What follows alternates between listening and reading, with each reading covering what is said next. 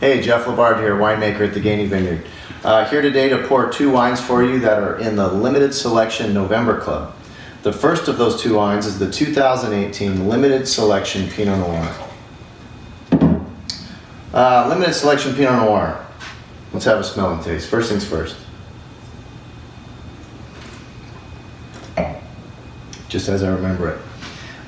So the Limited Selection Pinot Noir, so as many of you know that have been club members for a long time, some of you that may not have been club members for a long time will know, at Gainey, we make several iterations of the same varietals, Pinot Noir being one of those. We actually make 4 different Pinot Noirs here. We have the Estate Pinot Noir, we have the Limited Selection Pinot Noir, and then we have the 2 Pinot Noirs from Evans Ranch, the Lone Oak and the Morgan's Pinot Noir. And so we have many different clones to work with. So that's first and foremost, I'm sorry, the question you're probably asking yourself is how do you make 4 distinctly different wines out of the same grape? And the answer, there's many answers to it. It's kind of varying levels of distinction, difference, and winemaking philosophy. So first and foremost, we have many different clones that we work with at both Evans Ranch, which is in the southeast corridor of the Santa Rita Hills, and Rancho Esperanza, which is in the northwest corridor of the Santa Rita Hills. So for the Limited Selection Pinot Noir, I'm a big fan of clones 114, 777, 667. These are all clones that add a really nice amount, I guess a balanced amount of nice blue fruit, beautiful natural acidity, and they are just, they speak to me in a little bit, kind of hard to, I guess, say, but like, I'll give you an example. 777, for example, to me just screams raspberry, right? So when I taste 777, it's like, wow, this is like raspberry with a hint of mint to it. 667 is a bit darker, right? So that's kind of more of this almost blueberry spectrum. And so when you make this wine, you're trying, or when I make this wine, I'm really trying to marriage those components together and end up with the Limited Selection, which is about 33% New French, so about a third of it's New French oak. It ages a bit longer than the Estate and the Morgan's Pinot. It ages as long as the Lone Oak Pinot.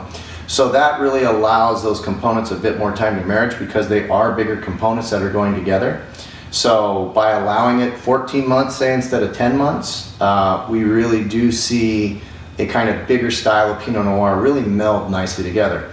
And let me be clear too, when I say a bigger style of Pinot Noir, I'm not talking about a Pinot Noir that might seem adulterated in some way by other varieties. I'm talking specifically about pure Pinot Noirs and what we're capable of producing in the cool climate of the Santa Rita Hills appellation. And this is a great example. Again, we're not scared to have a little bit of Braun in this wine as long as there's just as much or more beauty that surrounds it. And that's really what this wine is. The 2018 Limited Selection Pinot Noir, drinking fantastic today. I'm sure it's going to be delicious when you get it. Cheers.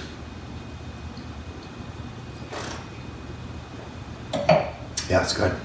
The next wine is the 2018 Limited Selection Merlot.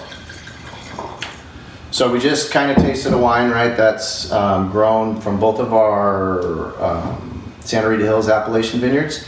Now the Merlot is from the home ranch. For those of you that aren't familiar with the home ranch sits in the floor of the warm San Ynez Valley.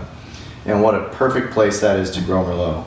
Our Merlot has really always been a wine that stands out.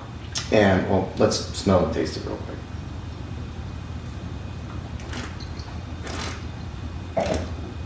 And it's for that reason. So when we're making Merlot, we're really not scared to kind of swing for the fences, if you will. And when I say that, I mean Merlot isn't a wine that's particularly interesting in only my opinion, my winemaking philosophy. It's not particularly interesting when it's bordering on underripe. I like to kind of swing in the opposite direction. I'm not scared of going for something that has closer to like 25 and a half, 26 bricks.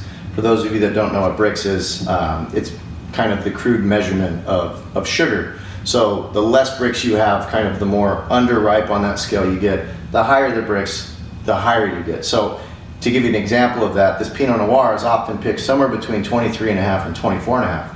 This Merlot is picked upwards of, like I said, 25, even 26 sometimes.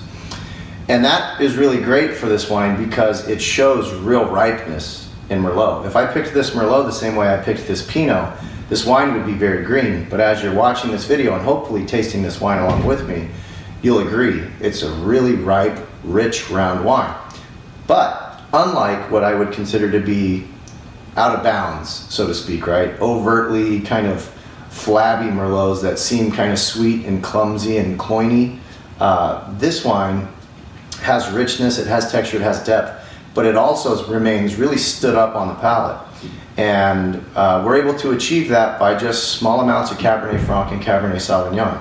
So those wines tend to really add some spinal column, I guess, if you will, to this wine that kind of help keep it stood up while still being very expressive, rich, and round.